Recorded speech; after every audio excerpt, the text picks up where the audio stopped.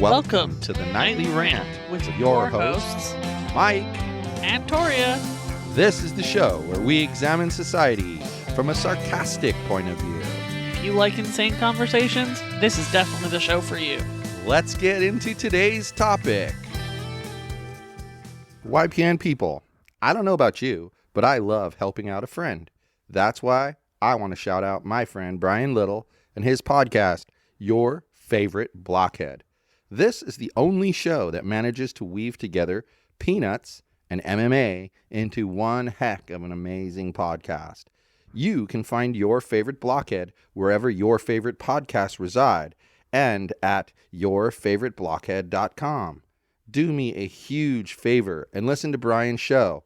You'll be entertained and you'll help out a friend. Now, as I said, let's get into today's topic. It was Dueling Jos. Dueling Jos? Yeah. Is that like 2 cups of coffee fighting or what? Tell them the story that you told me about the Dueling Jos. So I wake up this morning and I'm scrolling through Facebook like I generally do in the morning. And I see that apparently Joe Biden has been harassing Jo Jorgensen, the Libertarian candidate for president. And I was like, what? Libertarian candidate generally isn't even on anyone's radar. More often, it was probably Joe Biden's campaign team harassing Jo Jorgensen. Are you saying that Joe Biden's campaign team doesn't have dementia like Joe Biden? Yeah, that's exactly what I'm saying, and it's why they try to keep him off of things as much as possible. The pandemic was probably the best damn thing that could have happened to them, because all of this time he would have had to have been out talking to the press, but instead he's been able to be tucked away at home where nobody gets to hear what a crazy, demented person he is. He's got dementia, the poor guy, and I don't know why his family doesn't step up and say something about it. So his underhanded campaign committee went ahead and purchased the website domain name that matched Jo Jorgensen's Twitter handle and redirected it to joebiden.com. And we're not going to tell you what it was. Nope, sorry. No not free happening. advertising. Sucker. Yeah, that's what he did. Isn't that sketchy? Like, super sketchy. Is he really that scared? Like his campaign? She should have done this, and it would never be something that they could force her not to do because it doesn't belong to them. She should have bought BYEDON dot something. I don't know what, but dot something. Like .us, .com, .net. I don't care. Whatever one's available. It could be gibberish at Biden, the end. but like goodbye. Biden. Because you could be mocking Joe Biden, or you could be mocking Donald Trump. Exactly. It's the greatest move spectacular for a third-party candidate. Dude, Biden. You should check and see if it's out That's there. crazy. That could be the most hilarious thing in the world. Yeah. Anyway. Okay, so you know how... I have one more thing to say about this topic. You know how people generally say that libertarian candidates are tinfoil hat-wearing lunatics? Yes. The libertarian candidate for president is the least tinfoil hat-wearing lunatic running. And you know what's funny? That's true of the 3 main candidates that I would see. Yeah. But also what's funny is there are libertarians complaining on social media that they elected... essentially, what their argument is, you elected somebody that hardly anybody knows who they are. Uh-huh. So she's very regional, right? But who cares? So is Pete Buttigieg until he... But she's not from California, and we know who she is. But she's fairly regional, you know? Okay. And we're in a big state, so she hits the big states. But she was at the convention. they were like arguing that. But what I translate that into is she's not a tinfoil hat wearer like us. And so therefore we're not putting our support behind her. We would rather you give us one of the tinfoil hat wearing people. Now, while I'm disappointed in the lack of Vermin Supreme, I totally understand that he's not everyone's taste. Well, exactly. And you already said that's who you would vote for. Yeah. But I just found it funny. But, you know, like we said, the pandemic really benefited Biden. But at the same time, it kind of messed with poor Alyssa and her graduation. You know, the kid We talked about in an episode how she was born around 9/11 time, and now she's graduating through this time, and how crazy that is. Well, it became like a reality because, a week prior, she had actually graduation. That would have been the day. And instead, we just had a little party. That was kind of nice. More so just to see Alyssa than pretty much anything else. Uh-huh. And then this week, the school did a drive-through graduation, and it was really well done.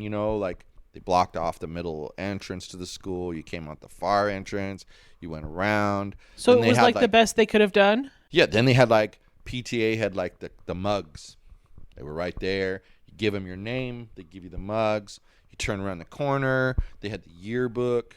But then somebody messed up one of the patches, the stickers that Alyssa's supposed to get on her thing. Of all things, for literacy.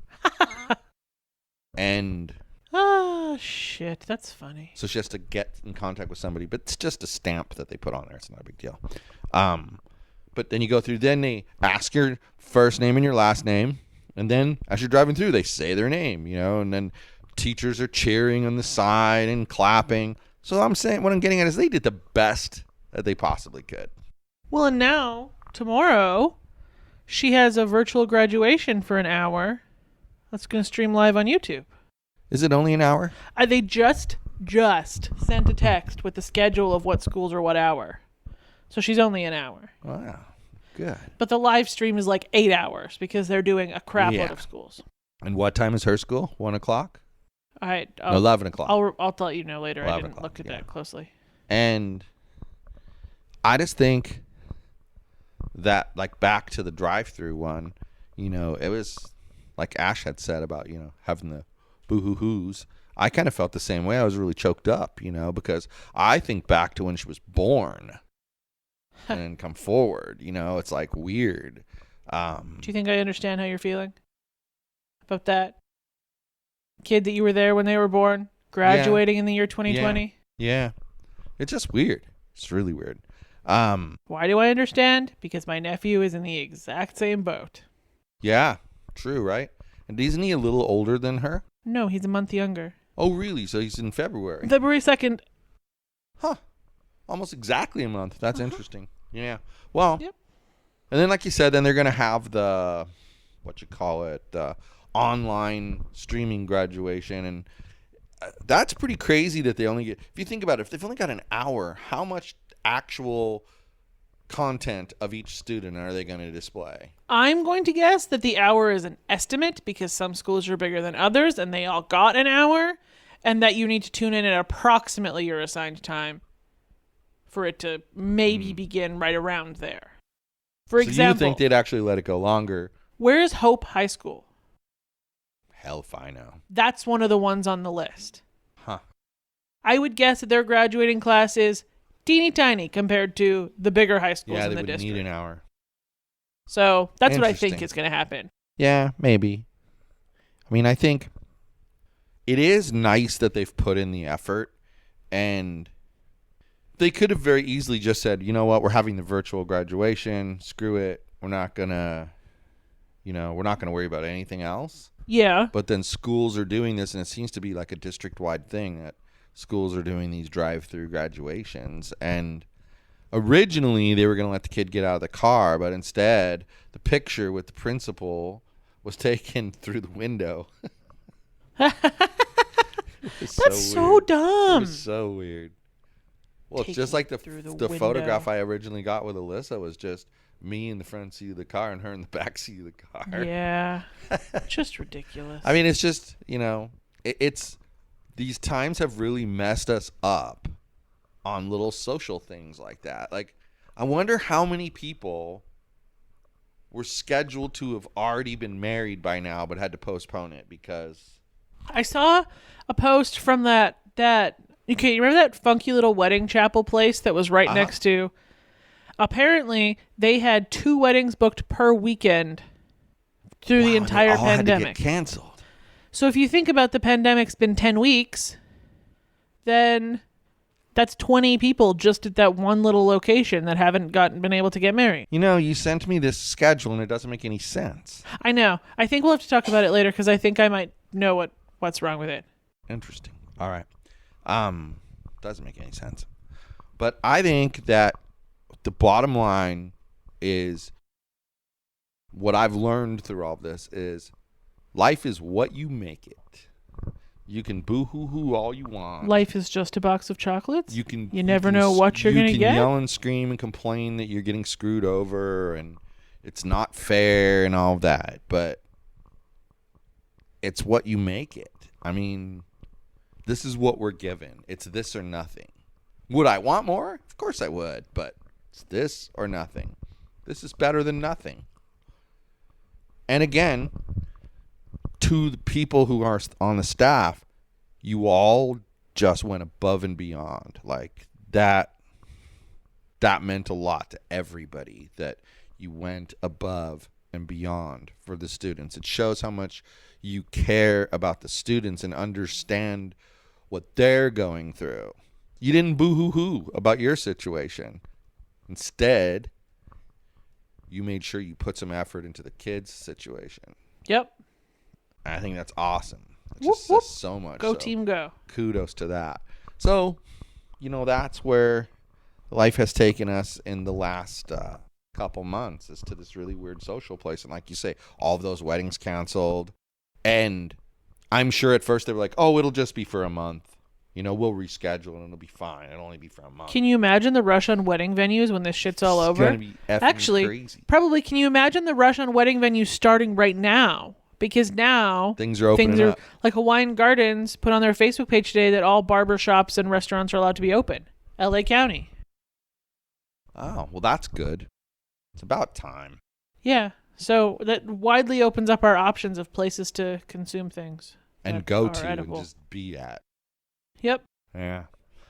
It's funny though, like let's close this guy out by talking about the WHO putting out their guidelines for how to handle things, how to wear a mask and when to wear a mask. And the first thing that's really interesting is they say that before every time you put on a mask, you must sanitize your hands. Yeah. Not happening when you're out shopping. Nope. Then they say, and who should wear a mask? Only people taking care of COVID-19 patients. And people who are COVID-19 patients. Yeah, that's it. It doesn't say healthy people should be wearing it. So right. That was interesting. So, and this is the, you should listen to the World Health Organization. This is what they say. All right, well, there it is, guys. This is shout out to those people. So you still want to insist on everybody has to wear a mask? Like I was thinking about what you told me about the school district here potentially needing the kids to wear a mask in order to return to school. I would think that I'd be able to say, well, then you're going to have to accommodate my son on online classes because I'm not making him wear a mask. That's what's going to happen. There are people, especially in this area that's super both sides of the spectrum. Uh-huh. There are people who are going to be like wrapping their kid up in a freaking plastic bubble and sending them to school with mask on under the bubble because they might infect themselves. We lived with one of those people in the other building. And then there's going to be the people who are exactly what you just described. No, my child is entitled to public school, and my child is not going to school and wearing a mask.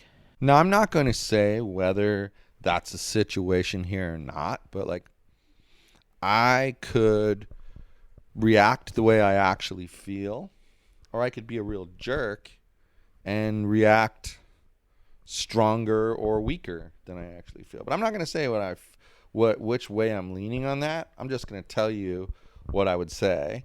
And what I would say is, okay, fine. You want him to wear a mask and he doesn't want to wear a mask. So either accommodate his academic classes via online and he'll show up for cross-country practice, or no mask. Your choice. They best not try to force them to wear a mask during sports practice. No. That a problem we'll live in. So I think it's going to be interesting to see how this plays out. I really do think that's going to be interesting. But Well, now that we've successfully talked about all those things and even slipped in a Forrest Gump quote that nobody noticed. oh, Good night, it was everyone. noticed. It was noticed. Hasta la bye-bye, Mr. Gump. Thank you for listening to the Nightly Rant. If you enjoyed the show, please give us a 5-star rating on Apple Podcasts or Google Play. If you didn't enjoy the show, please just ignore that previous request for a rating. This has been a Yogi's Podcast Network production.